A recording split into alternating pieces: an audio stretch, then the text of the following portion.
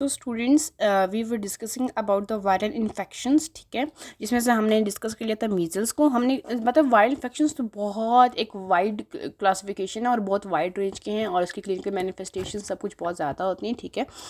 और बट मैं आप लोगों को पढ़ाऊँगी measles, mumps, rubella, erythema infectiosum, varicella zoster, infectious mononucleosis, CMV, dengue, और साथ में आपको मैं हर्पीस सिम्प्लेक्स भी पढ़ाऊँगी, ठीक है, या हर्पीस की होल क्लासिफिकेशन पढ़ाऊँगी हर्पीस वायरस की, ठीक है, जिसमें सारी आ जाती हैं। अच्छा, अब हमने कल जो है मीज़ल्स पढ़ लिया था, आज हम पढ़ेंगे रुबेला, ठीक है। मीज़ल्स और रुबेला को मैं साथ लेके चल रही हूँ क्योंकि इसमें कुछ सिमिलैरिटीज़ भी हैं, कुछ डिफरेंसेस भी हैं, इसमें कुछ DDs भी बनते हैं, तो वो मैं आपको अभी साथ साथ समझाती जाऊँगी। ओके, रुबेला, ठीक है। रुबेला जो है ना, आपको पता है कि एक वायरल इन्फेक्शन है, ठीक है। इसका जो एजेंट होगा ये आपने अपनी उसमें पढ़ा होगा माइक्रोबायोलॉजी में, that was the toga virus, ठीक है। टोगा वायरस क्लास में मतलब ये भूल जाता है क्योंकि ये क्रैबिंग वाली चीज़ें हैं, बट इसको आपने लाजमी याद रखना है, ठीक है। और इसका आपने याद रखना है कि इसका इंक्यूबेशन पीरियड कितना है, वही 10 to 20 डेज़, मतलब एवरेज जो है ना वो 2 वीक्स होता है, ठीक है, 2 वीक्स और मोर, ठीक है। मोड ऑफ ट्रांसमिशन इसका सेम एज द मीजल्स होगा, that is with the respiratory droplet, respiratory droplet, ठीक है। अच्छा, इसके क्लिनिकल फीचर्स जो है ना उसके क्या आते हैं, मीजल्स के वो 4 चीज़ थे, कफ, कोरेजा, कंजक्टिवाइटिस एंड कॉप्लेक्स स्पॉट, ठीक है। अच्छा, एक और चीज़ आपको मैं इसमें बता दूं, इसमें भी फीवर था, इसमें भी फीवर तो होगा ही होगा, ठीक है। इसके अलावा एक इसका अच्छा, उसका इनैंथम क्या था, कॉप्लेक्स स्पॉट, और इसका इनैंथम है फ्रॉशवर्ड स्पॉट, ठीक है। अच्छा, उसका जो ये इनैंथम है इसका, क्योंकि मैंने आपको बताया था कि मीजल्स और रुबेला ये ऐसे ऑर्गेनिजम्स हैं या ऐसे डिजीज़ है जिसका एग्जैंथम भी होगा और इनैंथम भी होगा, ठीक है। इनैंथम जो समझ आ गया, फ्रॉशर स्पॉट थे, उसका इनैंथम क्या था, कॉप्लेक्स स्पॉट, ठीक है। इनैंथम मीन्स ये कि ये बकल म्यूकोजा में होंगे बट इनकी लोकेशन अलग अलग है, ठीक है। स्पॉट दोनों में है, उसका कॉप्लेक्स स्पॉट जो था वो कहाँ पर मौजूद था, वो आपके बकल म्यूकोजा में था, ठीक है। और ये जो फ्रॉशर स्पॉट है ये आपके सॉफ्ट पैलेट पे होगा, ठीक है, और यानी कि रैश की तरह का होगा। और उसका इसका एग्जैंथम जो होगा उसी तरह वही मैक्यूलोपेपुलर रैश, ठीक है, मैक्यूलोपेपुलर रैश। अच्छा, सबसे इंपॉर्टेंट चीज़ इसमें क्या होता है, आपके पास लिम्फ एडिनोपैथी होती है, ठीक है, लोकलाइज्ड लिम्फ एडिनोपैथी होती है, लोकलाइज्ड लिम्फ एडिनोपैथी।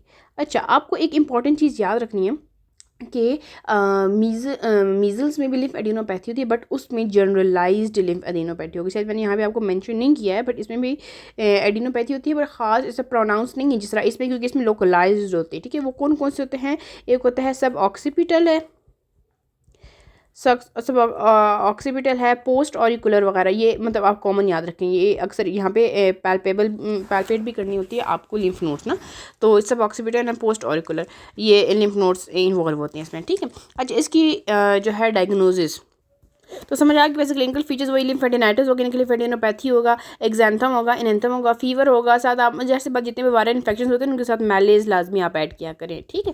अच्छा, डायग्नोसिस इसकी very simple and very quick and very easy, ठीक है। वो क्या होता है, इसकी डायग्नोसिस आप इसके क्लिनिकल फीचर्स पे ही बनाएंगे, क्योंकि आपको इतना लंबा सीरोलॉजी और ये सब करने की ज़रूरत नहीं है। वैसे एक इसके रुबेला स्पेसिफिक IgM जो होता है ना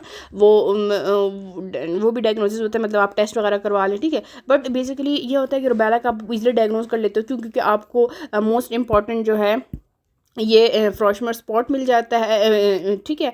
इसके अलावा लिम्फेडिनोपैथी होगी तो, और साथ साथ जो है वो एनेंथम एंड एक्जेंथम वगैरह मिल जाएगा, तो आपको इसलिए डायग्नोसिस इस बेसिस पे हो जाएगी, ठीक है।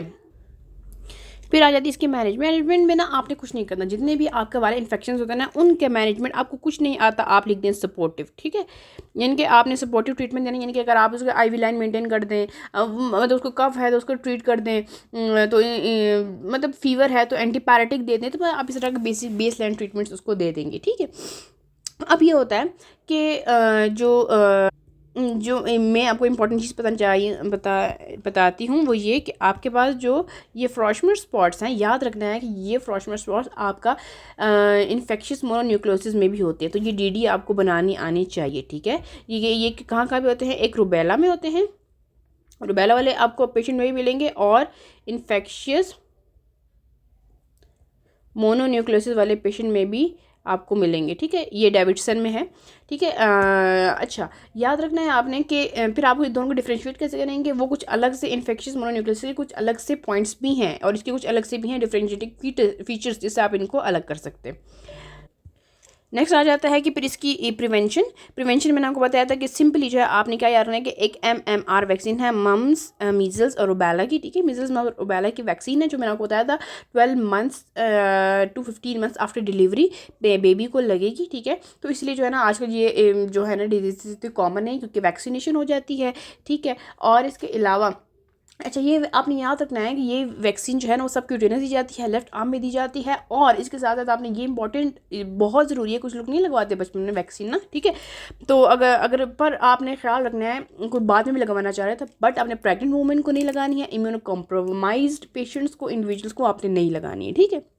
क्योंकि ये लाइव एटेन्यूएटेड वैक्सीन होती है तो ये अंदर जाके इन्फेक्शन कर सकती है, ठीक है। क्योंकि ये डेड तो नहीं होती, ठीक है। इसके बाद आ जाती है इसकी कॉम्प्लिकेशंस, ठीक है। कॉम्प्लिकेशंस इसकी बहुत इजी हैं। मैंने आपको बताया था कि जो मीजल्स हैं वो कोई भी कंजेनिटल एबनॉर्मेलिटी नहीं करता, ठीक है। बट जो रुबेला है ये कंजेनिटल एबनॉर्मेलिटी करता है, ठीक है। कंजेनिटल रुबेला सिंड्रोम कहते हैं इसको, कंजेनिटल रुबेला सिंड्रोम, ठीक है। आपने इसमें याद रखना है आइज़, ठीक है। आपने इसमें याद रखना है ईयर,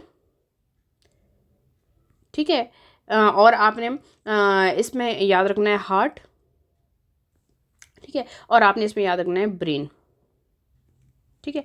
तो ब्रेन, अच्छा, अभी ये क्यों मैंने बताया, आई का क्या कर देगा, ये कैटरेक्ट कॉज करेगा। अगर मदर को था ना तो ये कैटरेक्ट कॉज करेगा। ईयर के बताना कान में ऑफकोर्स क्या होगी, डेफनेस होगी।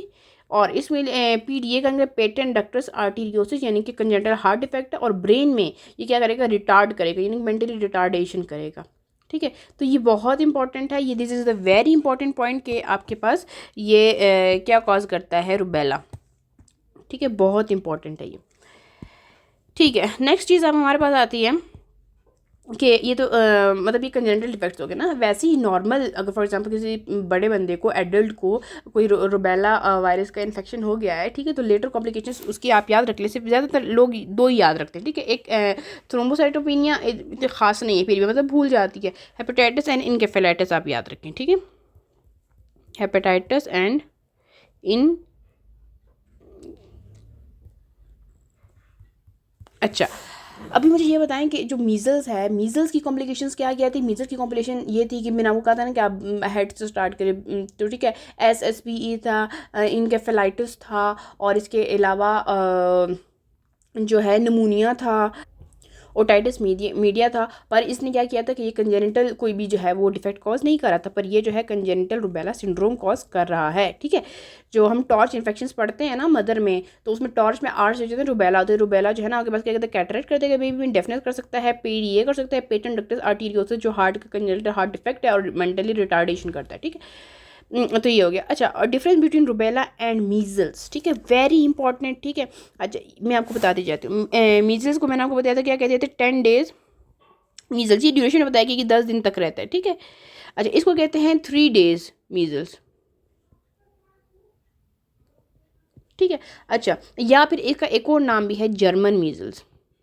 अक्सर जर्मन मीजल आ जाए तो आपने इसको मीजल्स समझना, दैट इज द रुबेला, ठीक है। अच्छा, इसका जो वायरस है वो कौन सा था, पैरा मिक्सो वायरस, ठीक है। और इसका जो वायरस है वो कौन सा वायरस है, टोगा वायरस, ठीक हो गया। इसमें जनरलाइज्ड लिम्फेडिनोपैथी होती है और इसमें लोकलाइज्ड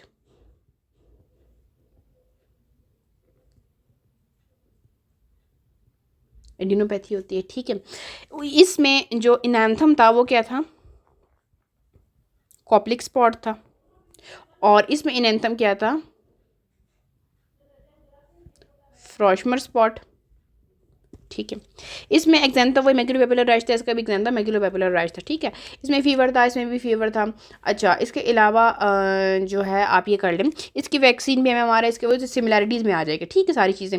अच्छा, ये कंजेनिटल डिफेक्ट नहीं करता और ये हमारे पास कंजेनिटल डिफेक्ट करता है, ठीक है। तो ये इसके कुछ बेसिक से डिफरेंसेस आ गए हमारे पास। ओके, इसकी ट्रीटमेंट में आप विटामिन ए देते हो, इसकी ट्रीटमेंट में विटामिन ए नहीं देते हो, ये भी एक डिफरेंस आ गया। डिफरेंसेस के बाद हम पढ़ेंगे कि इनमें सिमिलैरिटी क्या क्या है, ठीक है। इसको भी मीजल्स कहते हैं, इसको भी मीजल्स कहते हैं, यानी कि ठीक है। और दोनों के लिए जो वैक्सीन है वो कौन सी है, एमएमआर वैक्सीन है, ठीक है। दोनों में इनैंथम होता है, ठीक है, दोनों में एक्जेंथम होता है, ठीक है, ठीक है। और इसके अलावा जो है फीवर दोनों में होता है, ठीक है। लिम्फ एडिनोपैथी दोनों में होती है, ठीक है। इसके अलावा रेस्पिरेटरी ड्रॉपलेट से दोनों जो है इन्फेक्शन स्प्रेड करते हैं, ठीक है। और इसका जो दोनों वायरल है, ठीक है, दोनों आरएनए वायरस है। और दोनों मैक्यूलोपैपुलर रैश कॉज करते हैं, दोनों का ट्रीटमेंट जो है वो सेम होता है, ठीक है। और दोनों को मीज़ल्स कहते हैं। तो ये जो हो गया इसकी कुछ सिमिलैरिटीज़ होगी मीज़ल्स और रुबेला में। आई होप अब आपको ये बिल्कुल क्लियर हो गया होगा कि मीज़ल्स और रुबेला में सिमिलैरिटीज़ क्या हैं, इन दोनों में डिफरेंसेस क्या क्या हैं, ठीक है। और मैनेजमेंट कैसी है, कॉम्प्लिकेशन क्या है, क्लिनिकल फीचर्स कैसे हैं, डिफ्रेंशिएट कैसे करेंगे, ठीक है। ओके, नेक्स्ट हम स्टार्ट करेंगे वायरल इन्फेक्शंस में से नेक्स्ट हम स्टार्ट करेंगे मम्प्स, ठीक है। मम्प्स की बात करेंगे एरिथ्रमा इन्फेक्शियोजम, ये दोनों को हम नेक्स्ट लेक्चर में एक साथ ही करेंगे। फिर उसके बाद वेरिसिला जोस्टर और इन्फेक्शियस मोनोन्यूक्लियोसिस करेंगे, ठीक है। कुछ भी क्वेश्चन हो आप कमेंट सेक्शन में पूछ सकते हैं।